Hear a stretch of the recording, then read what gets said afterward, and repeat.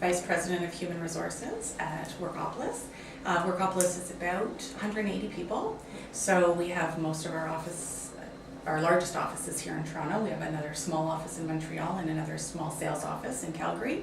And other than that, we certainly have people that work remotely across the country. So the organization is, I think, one that's gone through a lot of change, and not necessarily because of the internal, but because of the external environment. So the recruitment space, let alone the digital recruitment space, has changed a lot over the last number of years. So when Hrm2600 was first formed, it was, really a leader, and, it was, the one place people could go. With technology the way it is today, and we see lots of changes, whether it's LinkedIn, aggregators like Indeed, people just able to spend a lot more time doing things on their own because of the power of technology.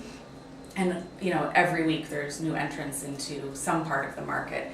So it makes the conversation that we're having with both our customers and with seekers just that much more important, as far as where Hrm2600 would either fit into searching for a candidate or searching for a job. And the onus is on us to become multifaceted, so that we're not just about the job posting and connecting people with a job, but also research, thought leadership, other services that we can provide, and other products that we can provide. So more competitive in many ways, and yet at the same time really creates that opportunity for innovation and forward thinking. And so we attract a lot of very talented individuals who I guess are really interested in differentiating their product, the company, and you get that more in that really competitive, sort of scrappy environment than you may in just a sort of maintenance mode. So I think the organization has shifted. One of the things I would say that hasn't changed is at the core, the focus on employees, and the fact that we know a huge part of our costs are people. And at the end of the day, yes, we have servers and we have computers, but the people are what make the difference. The people are where the knowledge is, where the innovation is, where the teamwork and collaboration and communication are. So we're very focused on not just attracting smart, excellent people, but developing them when they're here and retaining them to stay with the organization. And so we have to do that through a lot of different ways. So whether that's through how you compensate, the environment that you create. So this environment here is a very open environment with a focus on collaboration, lots of areas for people to congregate and relax on couches or in open areas that are kind of funky, some spaces to go and be on your own, and just all the glass anyone can write on, so that you can just have those hallway conversations and say, okay, let's throw that in the air. We have yoga on site, we have soccer, we do a lot of different sports. We have real focus on health and wellness, and even how people get to work and transportation, and making sure that we're as flexible as we can. Because what we know is that what motivates me may not motivate you. For you, it may be time off. For me, it may be that next interesting project, or so I can drop my kids off, or whichever. So we really need to make sure that managers have the tools to create that. And I think a lot of the environment here is based on the employees and based on the people that make up this company. So people are really supportive and helping each other out, whether that's personally or professionally. And that's the nice thing with 180 people. You can really get to know everybody and know everyone on a first name basis and what's important to them, or their personal situation. I think it's a luxury that not a lot of companies have, but it binds people together. Yeah. That's great. Okay. So do you think, how does your brand presentation align with your reputation in the industry?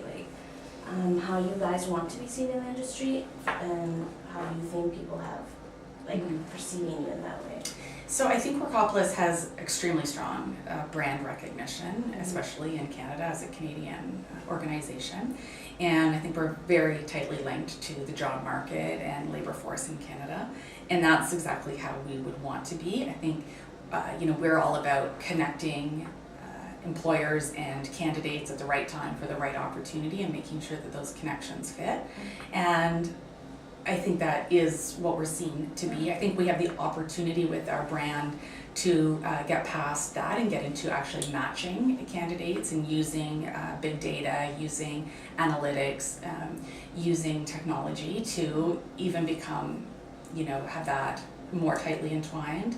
And I think there's just a lot that, whether it's regional, whether it's demographically by age, you know, there isn't just one labor force. There's youth, there's the West, there's people who want to come back after retirement, there's trades, there's Atlantic Canada versus, you know, Quebec, all really different microcultures almost. And so we have the opportunity, I think, to really differentiate ourselves within each one of those segments and do more. And the other opportunity I think we really have is with the public, with the government, to really be seen as having the knowledge and the intelligence and the data and the information to be a really key stakeholder in the labor force in Canada. And that's what we talk to, you know, our stakeholders about and our employees about, is that we have the opportunity to change the Canadian workforce and the labor market. And so what an exciting thing to get up to do every day. Makes sense. Okay, so you were named in the last 2 years one of the top career websites in the world. What were the main contributors to this? So I think the website is what is, you know, at the end of the day, it's what we are. It's our bread and butter. It's, you know, you don't really come to Workopolis to the bricks and mortar, you come to the website. Mm-hmm. So we have a big technology team that's constantly working on that, a real commitment to user experience and user development. So that whole interface to make sure we're working with, you know, people come to our website, whether they be employers or candidates, in the way that they want to interact with us, make sure that you know, if you're looking at us on a tablet or a BlackBerry or a smartphone, that you can get what you need where you need it and do it with as few steps as possible. I think the other thing is, interestingly, we're very far advanced compared to some of our counterparts around the world. And I don't know why that is, if it's just North America and technology, but when we look at other career websites in other, especially Europe or other areas, they're actually probably 2 years or so behind us. So some of the things, and that can be positive or negative, because there are challenges that they're just starting to face that we have been facing for a while, and yet there are opportunities that we've been having the opportunity. So I think it is that we're you know, forward focused.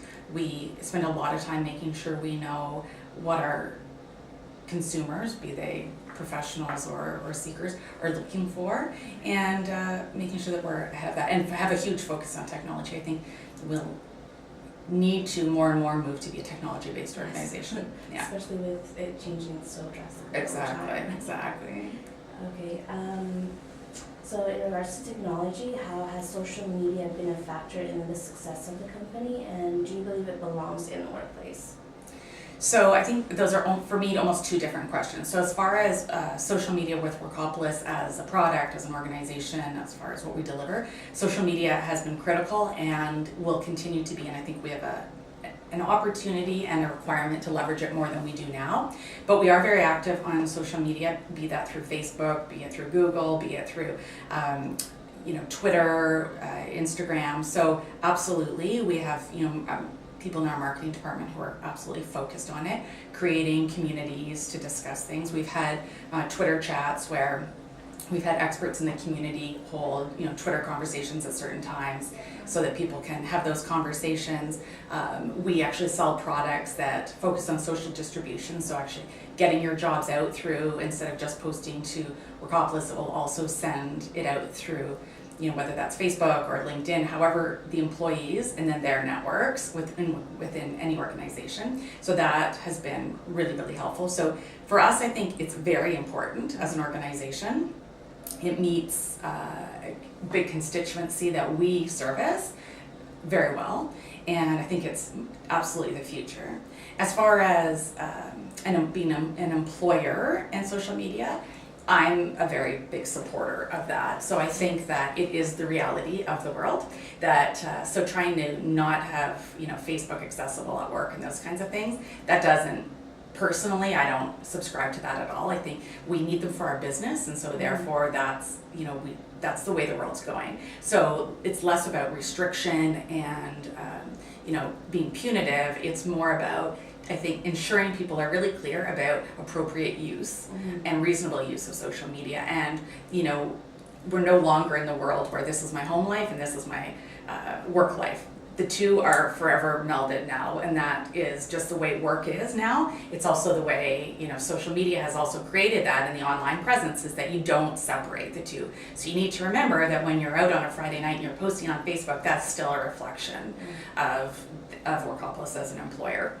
So I think, or any employer for that matter. So I think as long as people understand that and can see, how that impacts, we have personally not had any issues with employees being, making bad decisions or not being responsible. So we certainly encourage Twitter, we encourage Facebook, all those kinds of things. I mean, we also sell Facebook campaigns and ask people to, we sell Google advertising campaigns. So there's a lot of power in it. It's all about using it properly.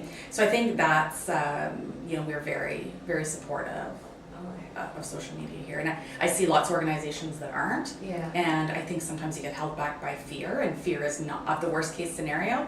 And very rarely does that ever play out. And when you build policies and processes and guidelines around the exception versus the norm, I think you have to sort of step back and check what's motivating that. Okay. Sorry. So I guess that kind of addresses, you don't really have any real concerns with social media.